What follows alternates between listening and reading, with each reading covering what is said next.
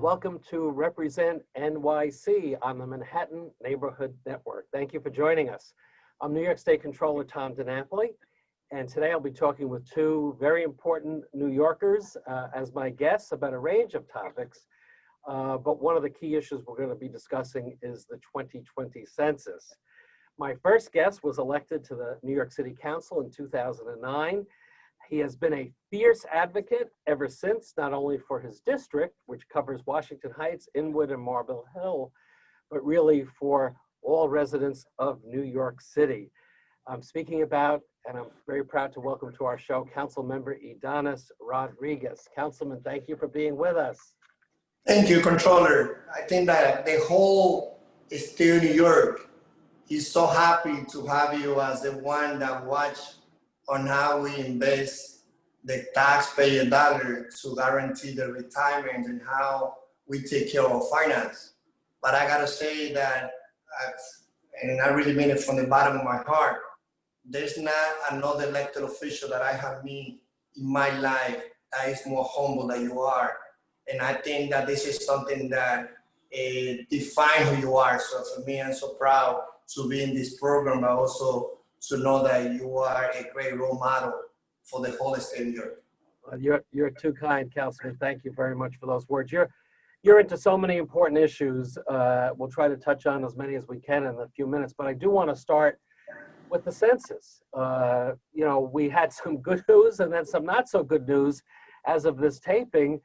As you know, a federal judge said that the September 30th deadline was thrown out, and that it would go back to the end of October deadline. And then what did we see? The Commerce Secretary, Wilbur Ross, said, well, no, it's going to be October 5th.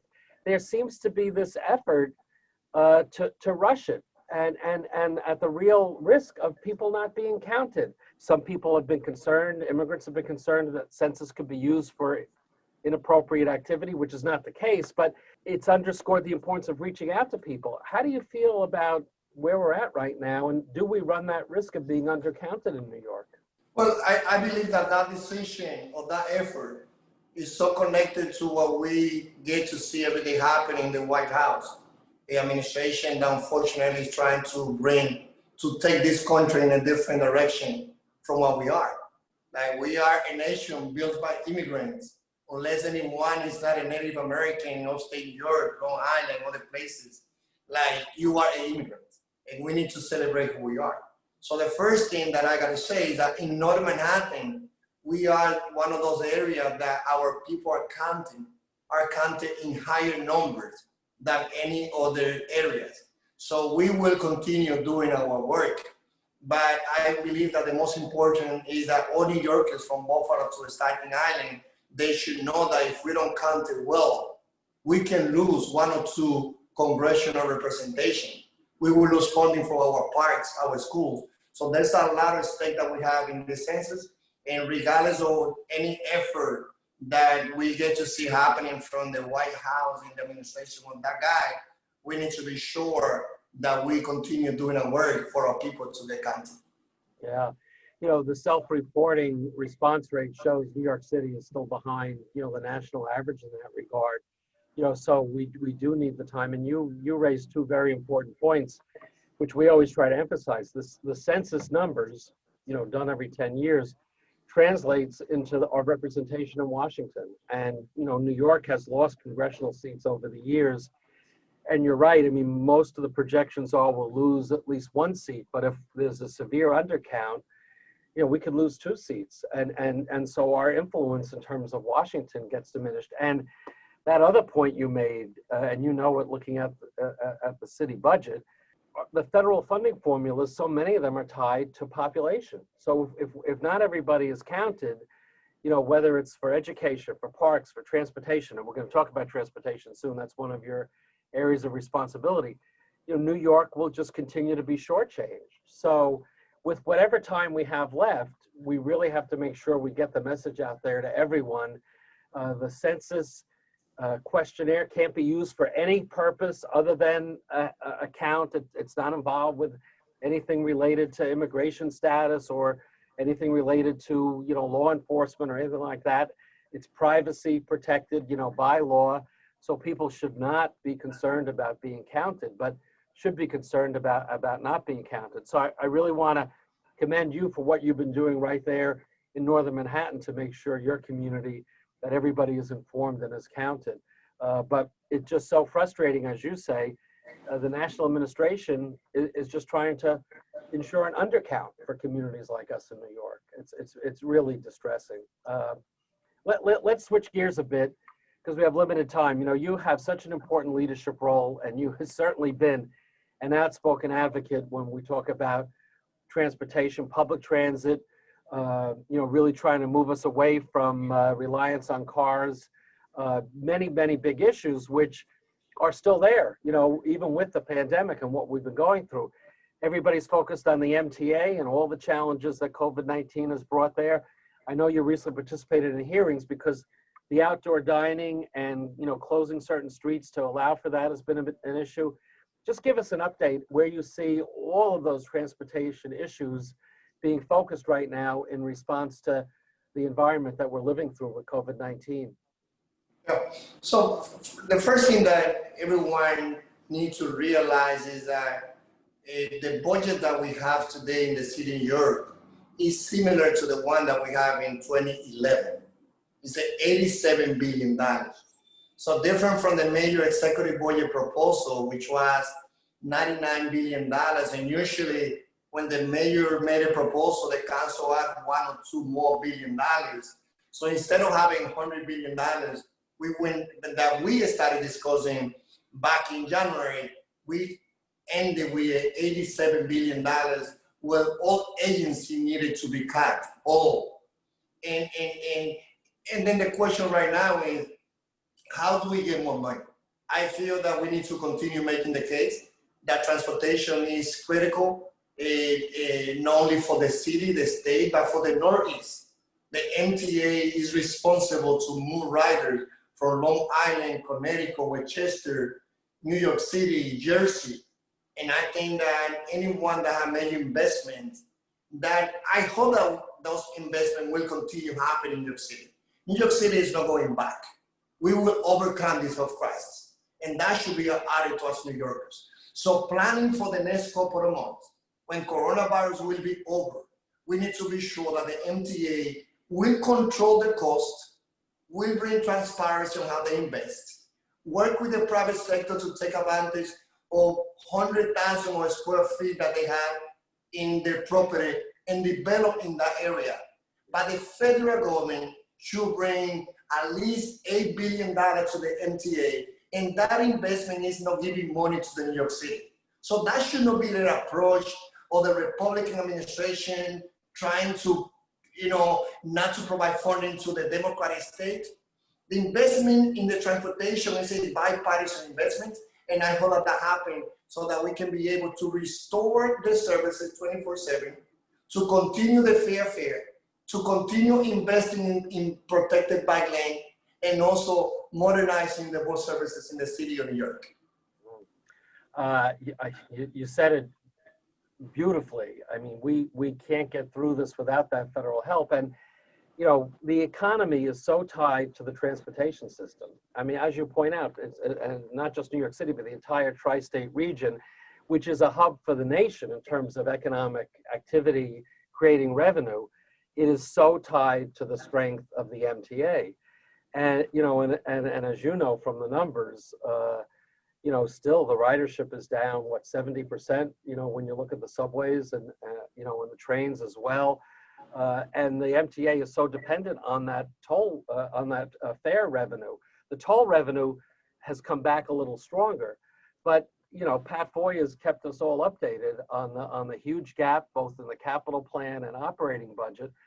They've gotten some money from Washington. They're leveraging some, a loan from the Federal Reserve. But, as I try to point out to people, the interconnection between the health and strength of New York State, New York City, and the MTA, the three are all intertwined. And, you touched on the city budget and the challenges there. And we look at the state budget, and if we don't get more help from Washington, and we have to have cuts in the state budget, as has been discussed, it will transfer the state shortfall to New York City and to local governments across the state, making your challenge even worse. And the MTA, I mean, if we don't have a viable transportation system, if they don't get the funding, how do we get out from this? Because you're right, I share your view, we will be past COVID-19 at some point, but we don't want to see the damage to the transportation, to the economy, if we abandon support for public transit. Let me ask another question. We're heading into October. It's traditionally Hispanic Heritage Month and a lot of celebrations.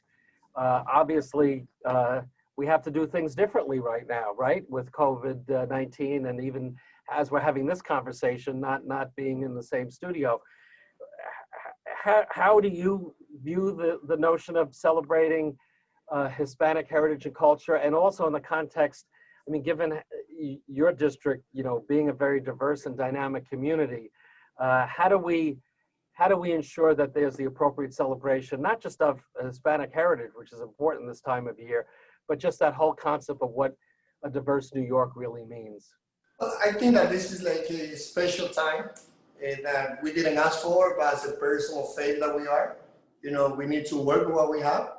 And hopefully, as that have happened in any other occasion when there's a crisis, it requires leaders who are creative, leaders who will bring innovation on how we do things different. Of course, we will be missing, the best celebration that you and your team put together, highlighting Latinos that made important contribution to our city, as we have means also all the celebration of the Italians, Jewish, Afro-American, Asian community. But I think that the reality is that celebrating any particular group, in this case the Hispanic Heritage Month, is more than celebrating quebradita, merengue, bachata. It's more than celebrating taco, mango. It's celebrating the ethic of our value as hardworking individuals, as New Yorkers, as Americans, how we are part of a landscape of a nation where we have come together.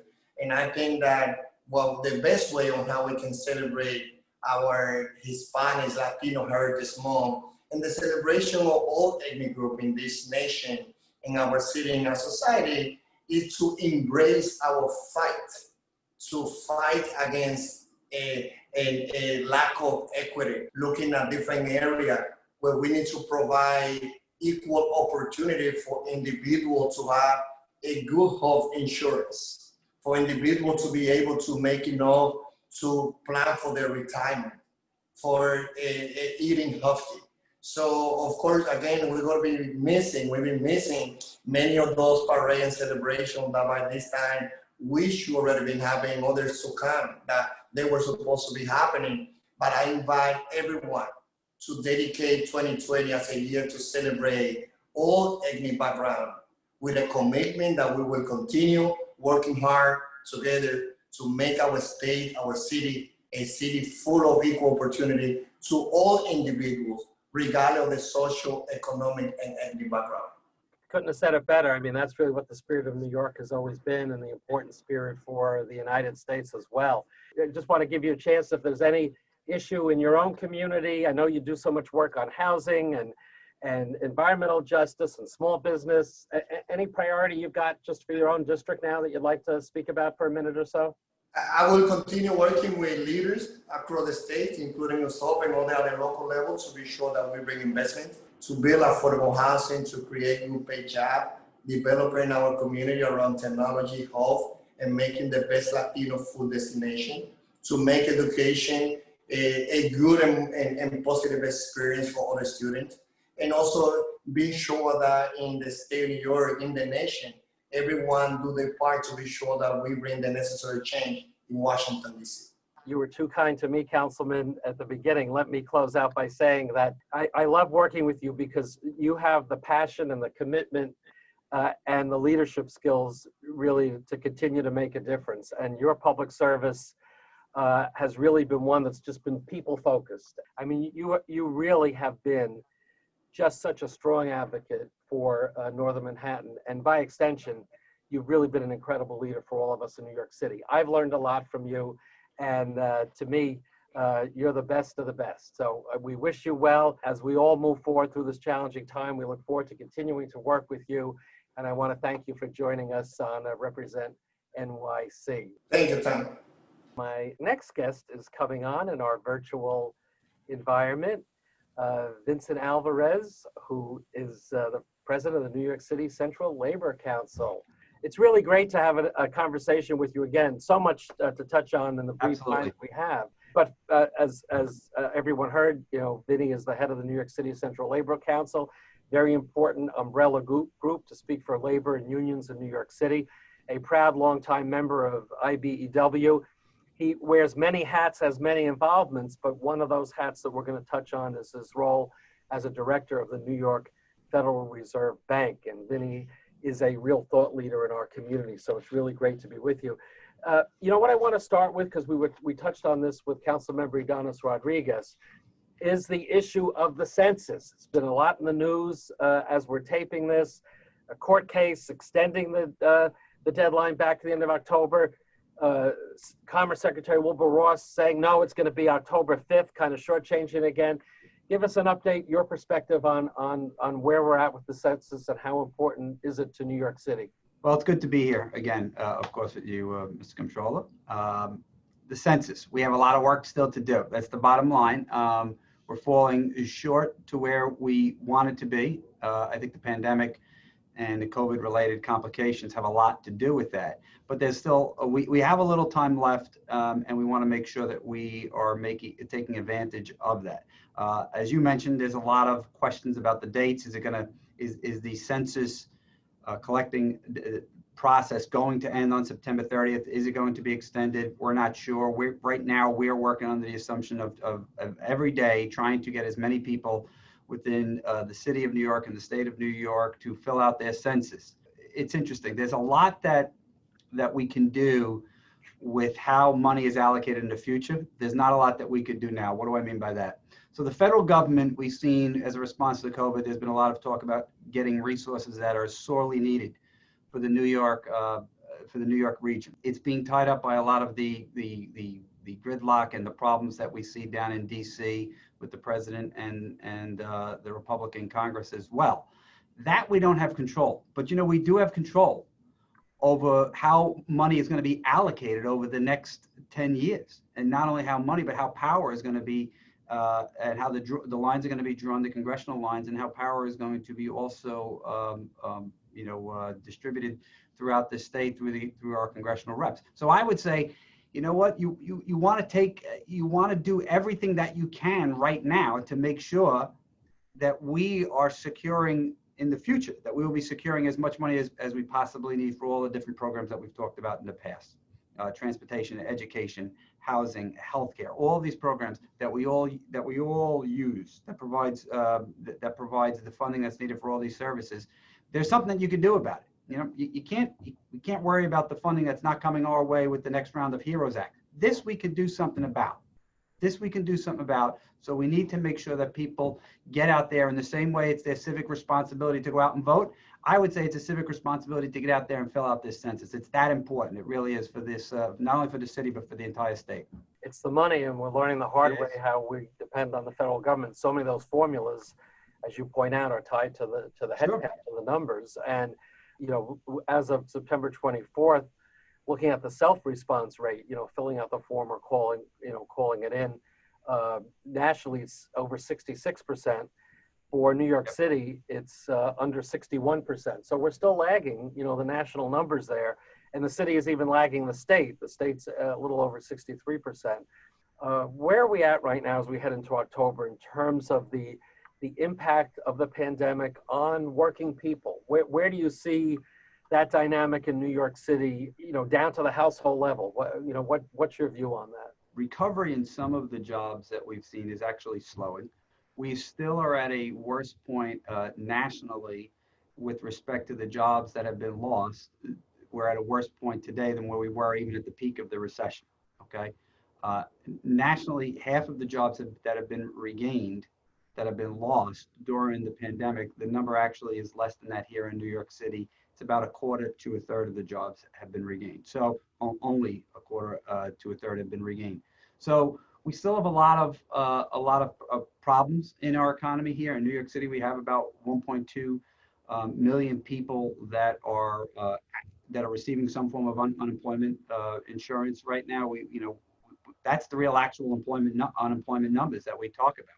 We have at the peak we saw from February through August about 679,000 people lose their jobs in New York City. That does not take into consideration all of the number of self-employed workers, 500,000 to 600,000 of the self-employed workers, which brings us up to that staggering figure of 1.2 to 1.3 million New Yorkers here in the 5 boroughs of New York City that are without employment. I mean, that is a major problem.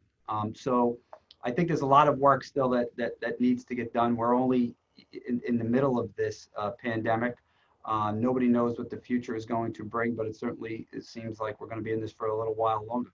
We paid out so far this year, statewide, not just New York City, something like $40 billion in unemployment benefits. For all of last year, we paid out about $2 billion. I mean, the magnitude of the difference in terms of those numbers really amplifies what you've been saying, how significant and how severe it is. And, both with your role as a union leader, and obviously I want to talk about your role as a director of the New York Federal Reserve, because that really gives you access to a lot of information. There's a lot of talk with all issues related to the pandemic about disparate outcomes and communities of color, minority communities being harder hit. Are you seeing that in terms of the employment picture as well, different outcomes for different communities? Well, we are. And, the thing is, you mentioned that those figures statewide of all of the benefits that have gone out, but I think it's over about 50%, about 54% of them being in the New York City area that are receiving those benefits. So you have slightly more than a majority that are receiving them here in New York City. And then if you look closer at the industries that are being impacted, particularly the face-to-face industries like restaurants, like hospitality, entertainment sector, these have been really significantly impacted. These are industries that we're seeing that are facing potentially very long-term prospects of long-term unemployment. And a lot of these jobs as well, particularly in the restaurant industry and in retail industry, some of them were lower wage, a lot of low wage earners, higher percentage of minority representation in a lot of these jobs as well. So it's going to lead, unfortunately, to probably greater inequality, which was a problem that we've seen here in this city for a long time. Started to make a little bit of progress over the past couple of years, but not significant enough. And this is going to really set us back. So there's going to be a lot of work that needs to be done. Plus, you talk about the pressure that's going to be on the public sector economy as well, with as you know better than most people out there about that pressure and what we're all going to be dealing with the budget, with the municipal budgets going forward. Public sector employment has been a real bridge to the middle class for so many communities over the years, and we just want to make sure that we are doing everything that we can to continue to maintain the employment for so many middle class communities that have come to rely on public sector employment over the years, but also maintain those services that provide much needed help and assistance and benefits, everyday benefits and services to middle-class New Yorkers. There's been so much discussion about help from Washington and more help that we continue to need, but I think many people may not be as familiar with the role the Federal Reserve has been playing to navigate through this challenging time. You got a front row seat with all that. How about just in the brief time we have left, talk a little bit about what the Federal Reserve has been doing. I view it kind of like one of the quiet but very important partners to getting us through this challenging time. Well, look, they've done a terrific job at making sure that they are doing everything that they can particularly through the municipal credit facility. That I know that those of us who represent a lot of workers as well in the public sector and our members who rely on on municipal government for just everyday services for their communities and for their families. I mean, they've done a tremendous amount of work there. And I think longer term prospects, in addition to making sure they provide liquidity that is going to be needed for Main Street businesses and helping the recovery in any efforts that they can, they will continue to do that. They are going to continue to maintain any sort of programs that they can to extend an effort to work to middle class working families that are out there. we saw, as I mentioned earlier, we saw this level of inequality growing in America, not just here in New York City, but throughout America over the past 4 decades. They have a concern, of course, with maximum employment and making sure that we have stable inflation and pricing, and they've done a terrific job with that. But they have a tremendous concern, as we do in the labor movement, at making sure that we have broad-based prosperity as well, and that we are creating an economy that really does reach all Americans. I think sometimes we've all looked at it and said, what can we do more? You know, there's got to be more that we could do in order to achieve that, and I think that certainly has happened over the past several decades. The pandemic is adding a level of challenge, Tom, that we haven't seen literally in decades in this country. So I think that this is going to be a real challenge for everybody, but certainly I'm very proud that the Federal Reserve is stepping up and doing everything that they possibly can to make sure that they are doing, that they're using every tool in their arsenal to continue to keep our economy afloat.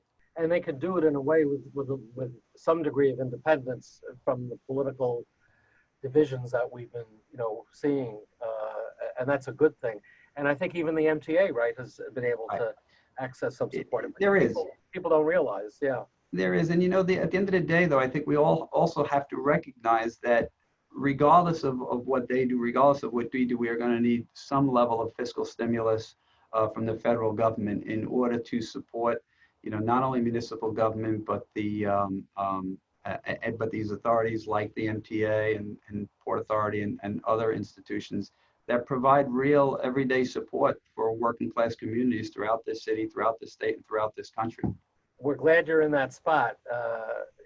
As I said at the outset, you have an important role to play as a spokesperson for all of labor in New York City on all the issues. But to know that you have a front row seat there as a director at the Federal Reserve really has been a benefit to all of us. And you and I have had many conversations offline, and I've really learned a lot. And you've clued me in on some of what's been happening. I can't thank you enough for that. But unfortunately, we're out of time. We're going to have you on again, Vinny, because you're a great guest. And I want to thank Vincent Alvarez, the head of the New York City Central Labor Council, for giving us some very important information on employment trends, what the Federal Reserve is doing, and how we chart our course moving forward. So, Vin, thanks again for being with us in this virtual discussion. Great to be here. Thanks for having me on. So that's all the time we have for today, but I certainly hope our discussions have been informative. Don't forget to fill out the census forms. Don't forget to use your mask and social distancing. The census is vital to our representation and our funding as we move forward. All New Yorkers must be counted. I'm New York State Comptroller Tom DiNapoli. Thank you for watching. Represent NYC on Manhattan Neighborhood Network.